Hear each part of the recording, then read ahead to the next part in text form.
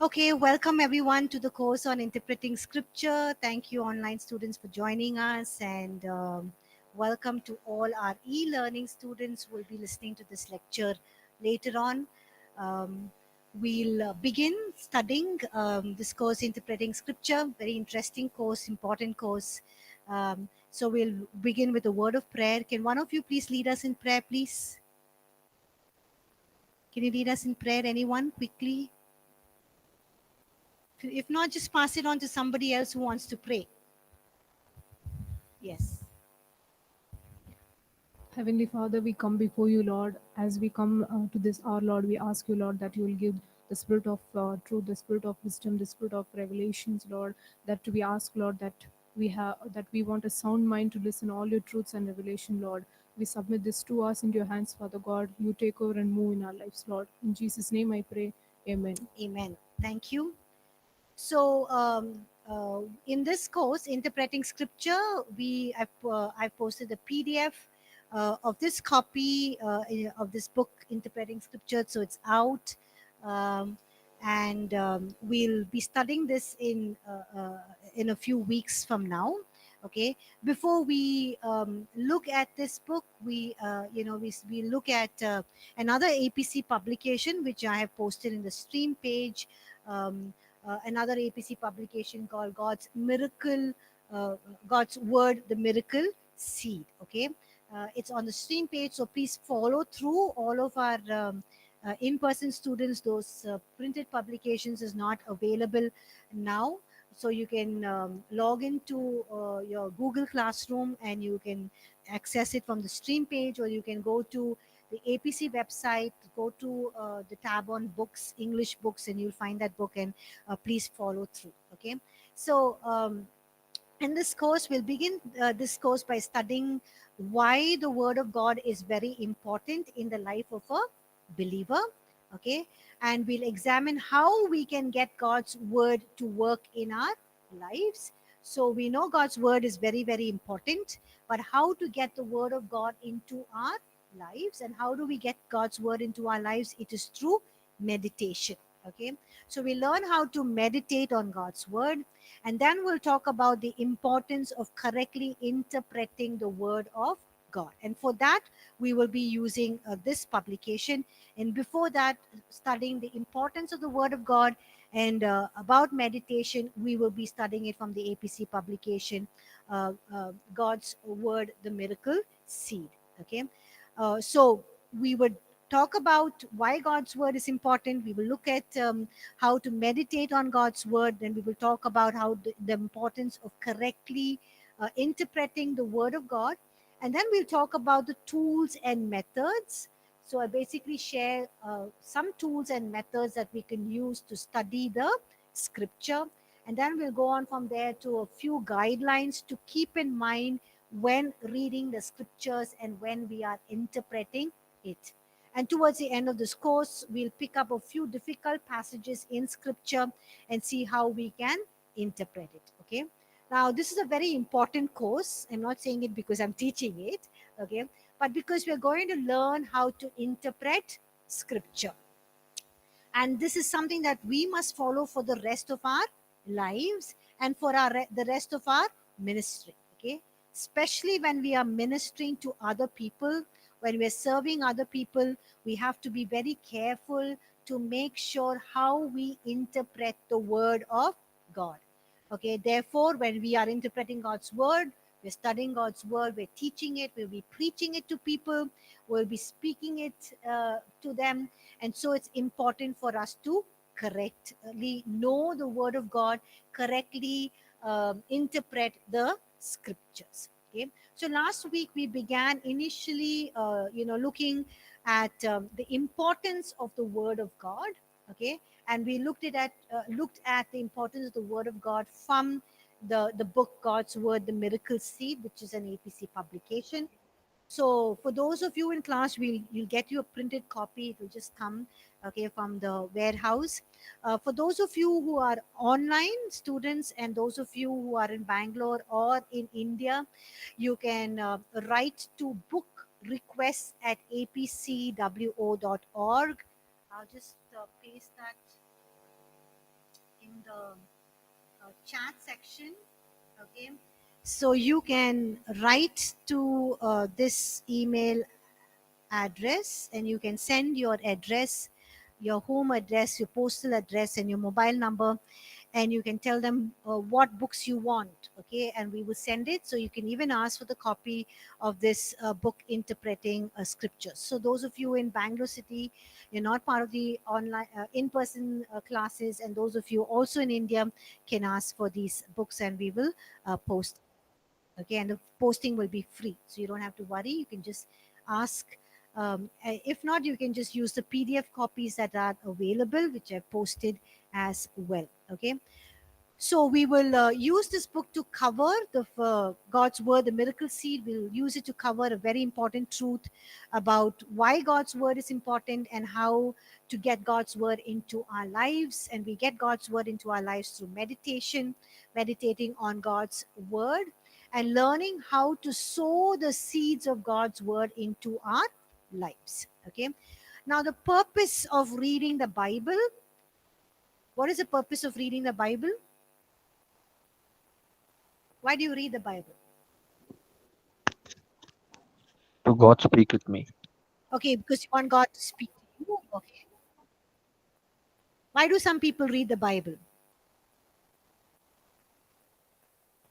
To build your relationship with God, yes. Daily devotion, okay. To sow the seeds in us, okay. Why daily devotion?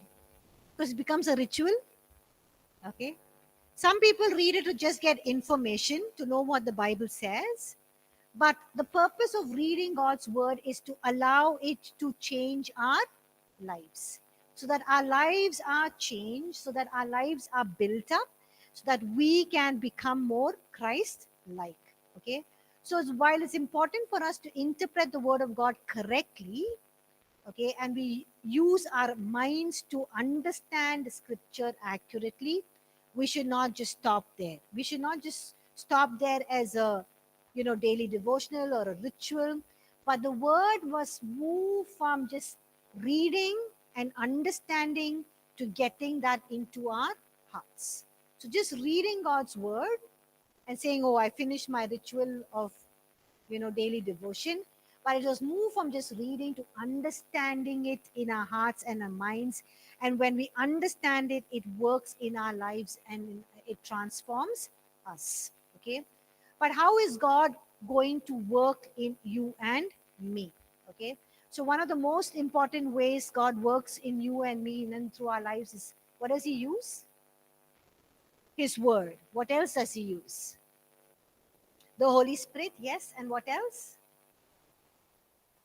I asked this question last week as well. He uses the word, he uses the Holy Spirit, and he uses, who's sitting next to you? Different people, right? Different persons to, uh, he uses different people to work in your lives. Why people are important, right? God's word and his Holy Spirit takes precedence, okay? More than just people, his word and his Holy Spirit takes precedence.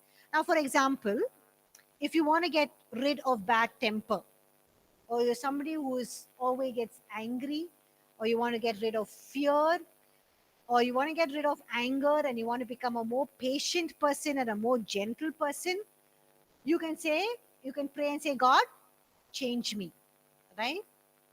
But you won't see much of a change when God is saying, hey, I want to change you, but I will do it to my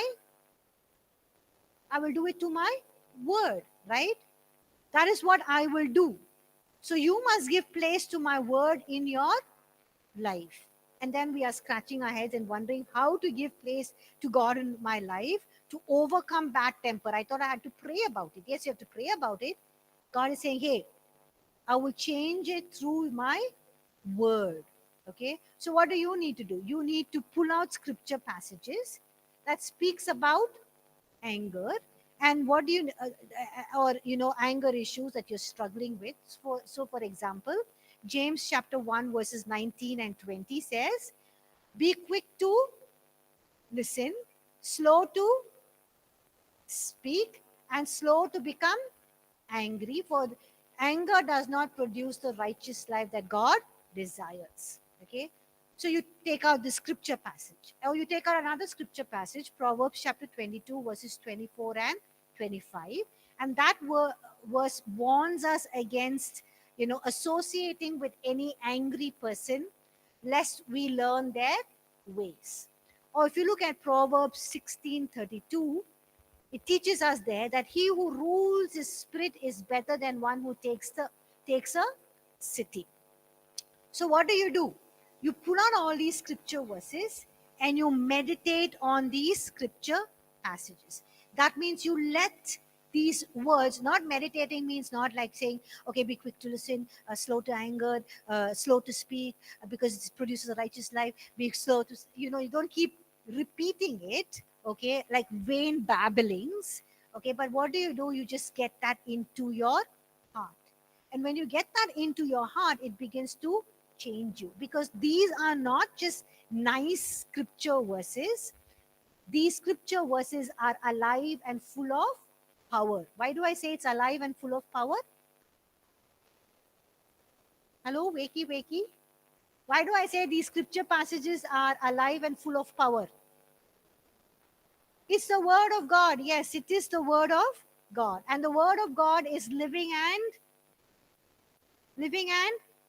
active, right? Like a double-edged sword. And it has the power to transform our lives. Tell your neighbor, the word of God is living and active. So when you read God's word, it's living, it will speak to you, and it's active, it will work in you. Okay? So, and it has the power to transform our lives. Now, how do we release the power of God, okay, of God's word into our lives? And the answer is, how do we release God's power of his word in our lives? The Holy Spirit and declaring, and what are we going to be studying about? Meditation, right? You meditate on God's word. And when you meditate on God's word, we take scriptures from just the pages of the Bible. Scriptures just don't remain in the pages of the Bible. You take it, it jumps out, it takes place in your heart, and where it can release the power of God. Okay, so we are going to look at the power of God and what it does in our lives, and how it can transform us through meditation, through this book, God's Word, the Miracle Seed. Okay, so last week I started with chapter 3, but I'd like to go back to chapter 1, come back to 1, 2, and then we will progress from there, because I've already finished 3 and 4. But sorry, I'm just moving back to 1 and 2, and then we will move forward. Okay, so chapter 1 in God's Word, the Miracle Seed, is basically affirming that God's Word is the foundation of our faith, right? So everything we believe and live by is rooted in God's Word. Tell your neighbor, everything you believe and live is rooted by God's word. Now think about this, okay? The eternal word. Who is the eternal word? Who is the eternal word? Jesus. Jesus is the eternal word, the incarnate word. What is the incarnate word? Word becoming flesh that we see through Jesus' life and ministry. So the eternal word, are you listening to me? The eternal word is Jesus Christ. The eternal word, the incarnate word, is the life and the ministry of Jesus. And the written word, what is the written word? The Bible, yes, the Bible or the scripture. All of them point to the same truth. So in Jesus, the truth that we see in his life and ministry, which is the incarnate word, the word becoming flesh.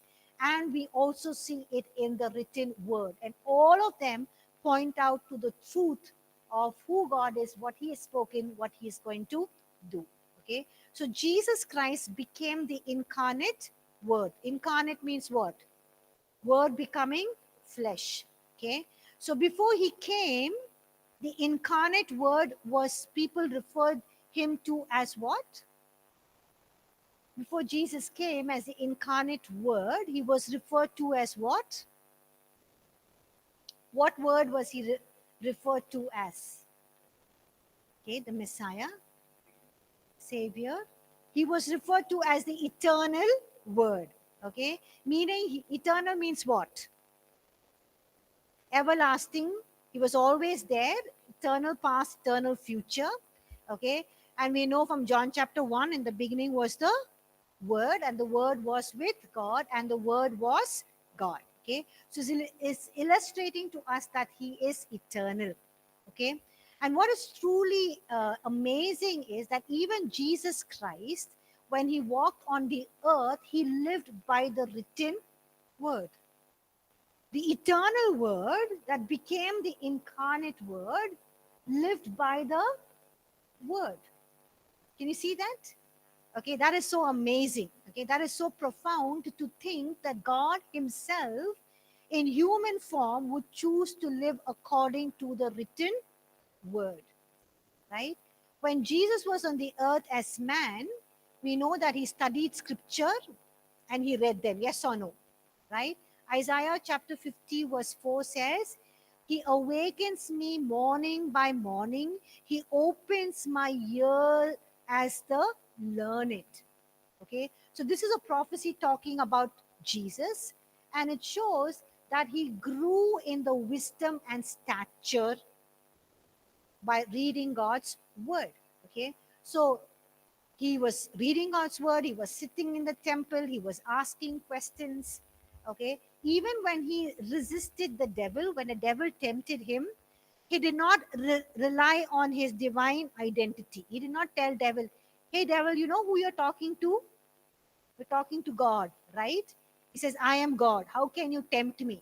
He did not use his divine status. But how did he respond to the devil when the devil tempted him? What did he say? It is written. How many times does he say that? 3 times. Every time he was tempted, he says, it is written. Even in his preaching and teaching, Jesus often quoted Old Testament scripture because that was the only scripture available at that time. So, for instance, at the beginning of his ministry, we read from Isaiah chapter 61, and Jesus read it out when he was in the temple. He said, the Spirit of the Lord is upon me. And after he reads this whole passage of scripture from Isaiah 61, what does he say? What does he say? The scripture is fulfilled in your hearing today, right? So we see Jesus speaking scripture, teaching scripture, learning scripture.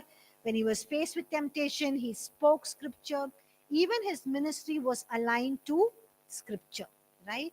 Even after his death and resurrection, when he comes and meets his disciples and he's walking with them, talking with them, in Luke chapter 24, it tells us that Jesus started from the Old Testament, from the prophets, and right through David, explaining from scriptures what the scripture spoke about him. So even when he was giving proof that he is God, he is the one who was to come as a Messiah, and he is giving them the proof of all that he had done, he was also preaching and teaching to them from where? From where? From the Old Testament scriptures. So he uses Old Testament scripture to reveal himself to the disciples. So if the eternal word who became the incarnate word lived by the written word, spoke the written word, then how much more you and I, we need to follow the written word? How much more you and I have to study the written word? How much more you and I should know the written word to speak to temptations when we are faced with temptations? Are you able to understand? Yes or no? Yes. Okay. So the realization reminds us that Jesus lived by the scriptures that was available during his time. Okay, so it emphasizes the importance of Old Testament scripture. Okay, similarly, even as we preach the scriptures, God uses the scriptures to bring people to faith, to edify them, to help them to grow.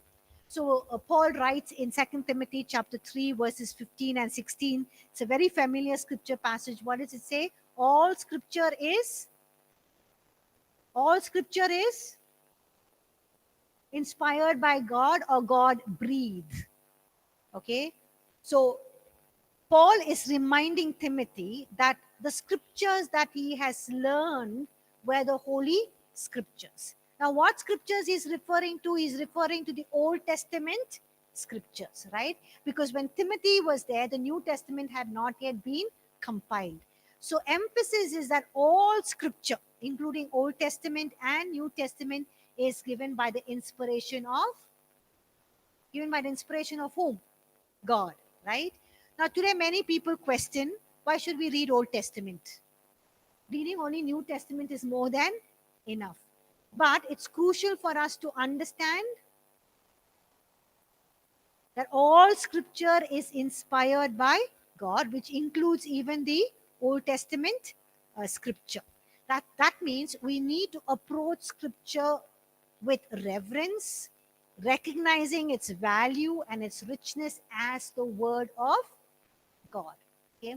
Yes, while we are living in the New Testament period, we must not disregard the Old Testament. It is still God's word and it still holds profound truths. Right? I think some of you here don't like to read Old Testament because you think it's old dated. It's old. It's okay. Huh? Yeah. What anointing? It's old school sometimes. It's not old school. We can never understand New Testament without looking at the Old Testament, right? And it is the word of God and it has still profound truths. Okay. So we are in chapter 1 still. Yeah, Sriran says, I love reading the Old Testament. Yeah, I too. I love the Old Testament. Whenever I'm preaching about anything from the New Testament, I will land up in the Old Testament somehow. Okay, inevitably. But it is so profound. It is so good to read the Old Testament. Yeah. So scriptures are a window into God. We're looking at the importance of the Word of God. We're in chapter 1 of the God's Word, the miracle seed. Scriptures are a window into God. What do I mean by scriptures are a window into God? Okay, we know who God is. They talk to us about who God is. When you open a window, you are able to see what's inside, right? So look at Psalm 119, verse 18. Can somebody read that, please? Psalm 119, verse 18. Psalm 119, verse 18. It's there if you're following the PDF, you can. The Lord has chastened me severely, but he has not given me over to death. Psalm 119, verse 18. Read. Who was The reading? Lord, the Lord has chastened No, me. I think it's the wrong verse you're reading, Boaz. Open my eyes that may see wondrous things from your law. Amen. It says, open my eyes to see wondrous things from your law. So, our prayer should always be when we are reading God's word, even if you're reading a familiar story like Zacchaeus or creation story or David and Goliath or, any temptation of Jesus, Matthew chapter 4, any familiar story, just say, God, open my eyes and help me to understand. Even the passages that we have read before, because God can reveal new insights. I have read scripture passages numerous times, but sometimes they can bring profound new revelation and truth. Okay, so God's word allows us to know and understand and see God.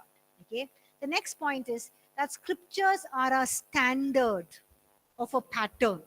Scriptures are a standard of a pattern. So, can one of you please read Psalm 119, verse 133? Psalm 119, verse 133, please. Psalm 119, verse 133. Direct my steps by your word, and let no iniquity have dominion over me. Dominion over me. Amen. Dominion Thank you. Says, direct my steps by your word, and let no iniquity have dominion over me. Okay. What is the psalmist saying? Direct my steps by what? By your word. It means, what does it mean? What does it mean? The Bible is our standard. We walk according to it. It means how we live, how we walk, how we act, how we react. Our character should all be directed by the word of God. So Bible becomes our standard and our pattern for life.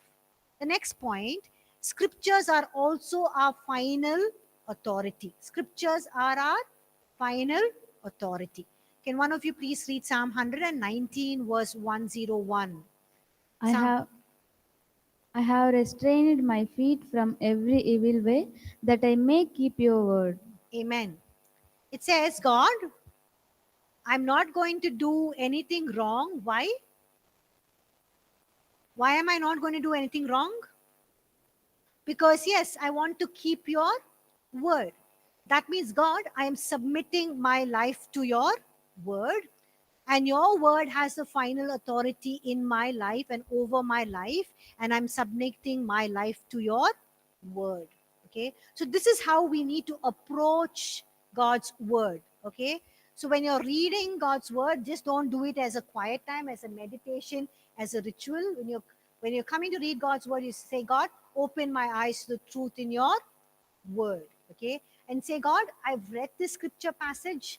You're telling, you've directed me to do this, this, this. Your word is a standard, a pattern in my life. I want to do this in my life.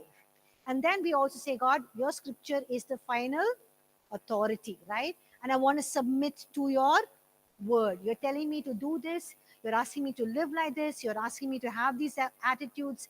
I want to live by this. This, your word is my final authority. So this is how we approach God's word with honor and with respect, right? Are you all able to get me? Yes. The next point is Paul writes in Colossians chapter 3 verse 16. Anyone can read that, please? Colossians 3:16.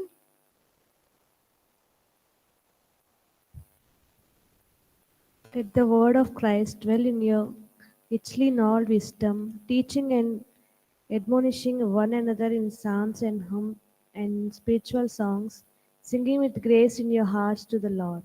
Amen. It says, let the word of Christ dwell what? Richly. That means what? Abundantly.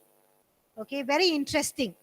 The word, if the word must dwell in you, it means it's not just enough for the word. Okay, I read my Bible. Finished. I read Colossians chapter 3 today. I finished doing my duty. Close the Bible. What did you read? If you ask you at the end of the day, I forgot. Right? Something Paul is writing. We'll speak to each other in psalms, hymns. I don't understand that. But it it says here that let the word dwell richly in you. That means what? It's very interesting here, right? The word must dwell richly means it's not just enough for the words to be in those pages of scripture, but it must be alive in me. It must work in me. In other words, let the word dwell in fullness in you. Okay, tell your neighbor, let the word dwell in fullness in you. Or tell yourself, God, let the word dwell richly and in fullness in me. Amen. So that is what must be the desire of our heart, saying, God, I want your word to be in me. Right? So then, what happens when the word dwells richly in us, in all abundance, in fullness, what happens? Then only, what does the verse say? Colossians 3:16. What does it say? Then, what will you have? Wisdom. You can teach one another. And what else? You can admonish, means you can teach one another. You can correct one another. What else? You can speak to each other in psalms, hymns, and spiritual songs. And all that will happen. When will that happen? When the word of God dwells richly in us, or in all fullness. When does the word of God dwell richly in you? Where? You read God's word, just read God's word, meditate, and that becomes part of your life. Okay, so that was briefly chapter 1. We'll move on to chapter 2. Before that, anyone has any questions? Any questions?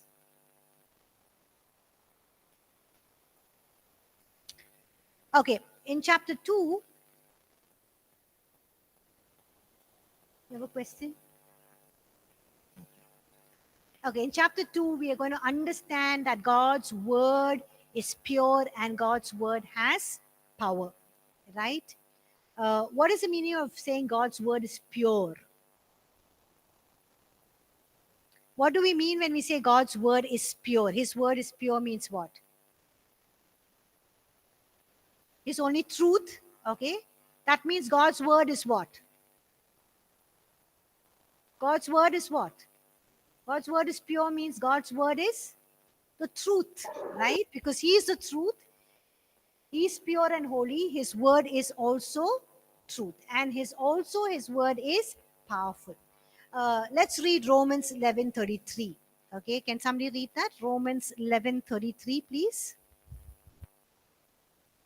The depth of the riches both of wisdom and knowledge of God, how unsearchable are his judgments and his ways past finding out. Amen. Thank you.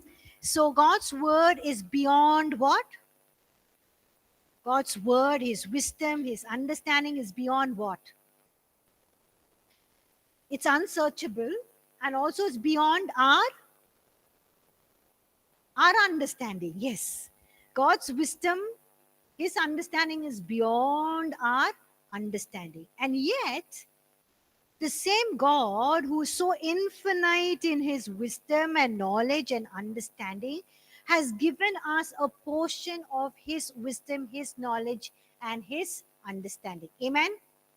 And where do we see His wisdom, His understanding, His scripture, the portion of that? Where has He revealed it to us?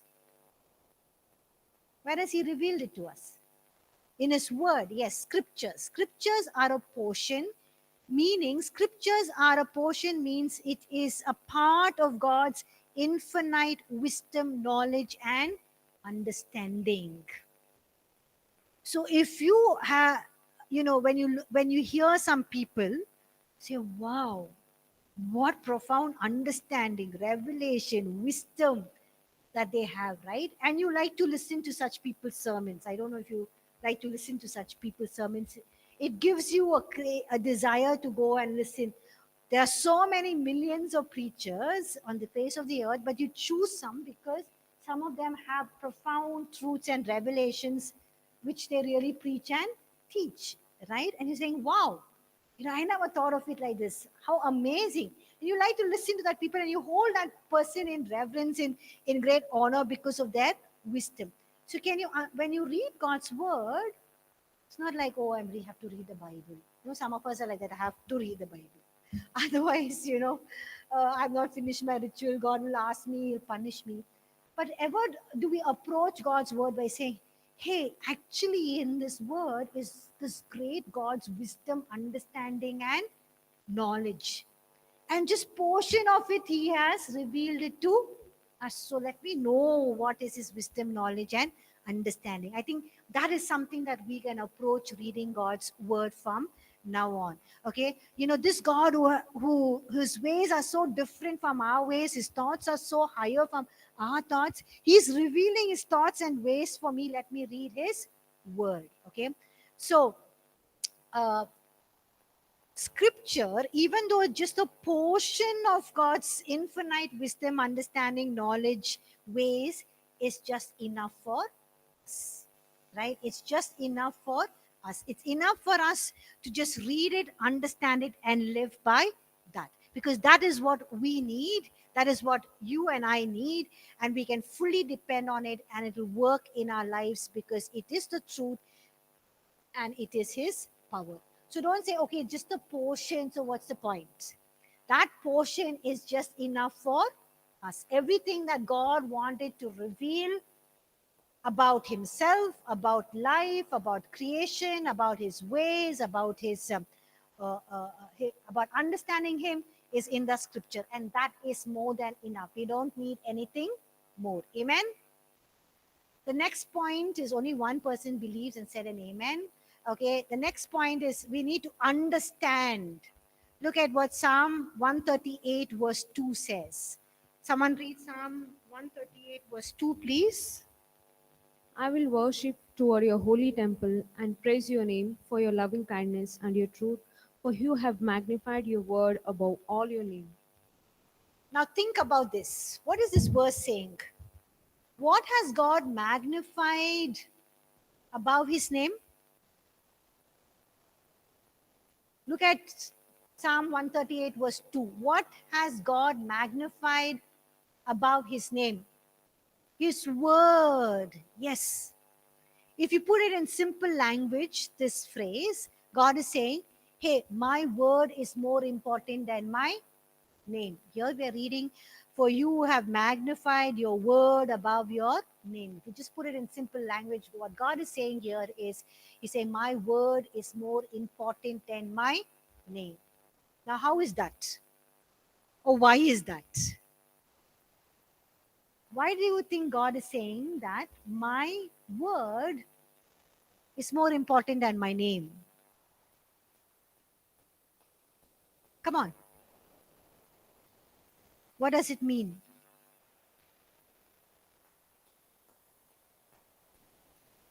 If that word is not good, then the name will not be held with honor and respect. Right? Yes or no? Yeah. Now, if I come to you and I'm very rude and I use, derogative language, condemning language, then you're not going to respect me, right? Yes or no? You're not going to love me. You're not going to respect me. You're not all going to honor me. You're not even going to listen to what I'm going to teach. Say, forget it.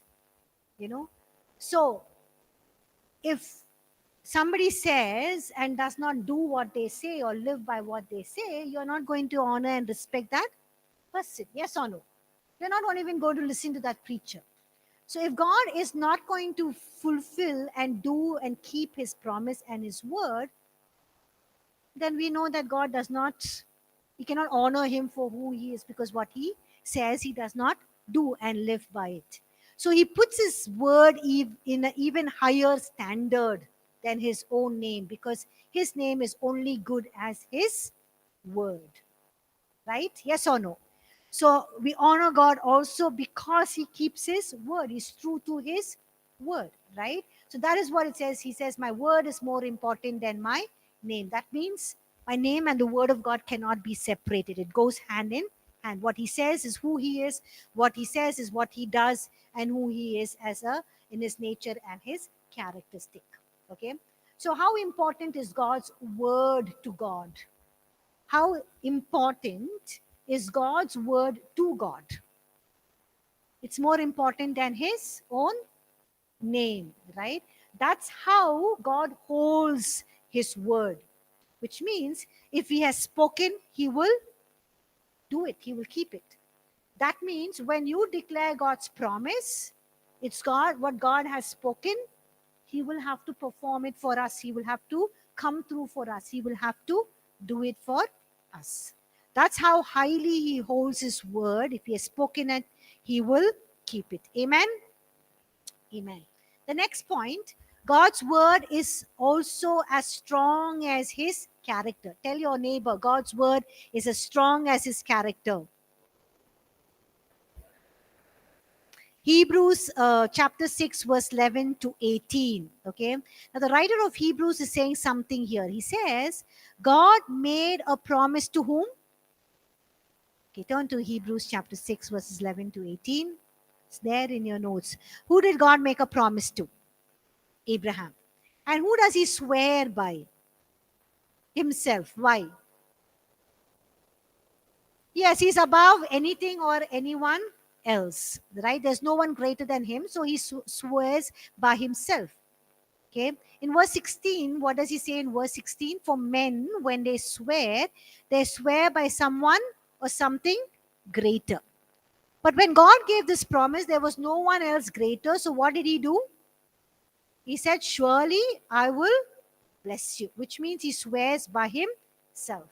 Even when Jesus was speaking, he says, "Verily, verily, I say unto you." It's like he's saying, I myself am behind these words. That means I myself am saying these words. That means I myself will perform these words, will fulfill these words. So think about this. God's word is as strong as his character, which means God's word is strong as his nature. So who is God? He's God who cannot lie, right? He's a God who cannot fail. And his word is also like that, because his word is like his nature. So his word cannot lie, his word cannot fail. His word is the truth, it's pure. Because he is holy, his word is also pure and holy. He is the way, the truth. So the word is also the truth. Okay, so his word is holy, it is truth, it is pure. That means God is saying, hey, I am standing behind my word. I'm backing up my word. You are declaring my word. You're declaring my promise. I am backing you. I'm backing it up. I'm standing behind this word. So when we take God's promises, when we speak God's promises, when we declare God's promise, keep this in mind that his word, his promise is as strong as his character and his nature. His word is pure, it's holy, it's true, and God himself is behind his word. Amen. Amen. Okay. um, God's word is also pure. Okay, Psalms 12 verse 6. Can somebody read that, please? Psalm 12 verse 6. Read Psalm 12 verse 6.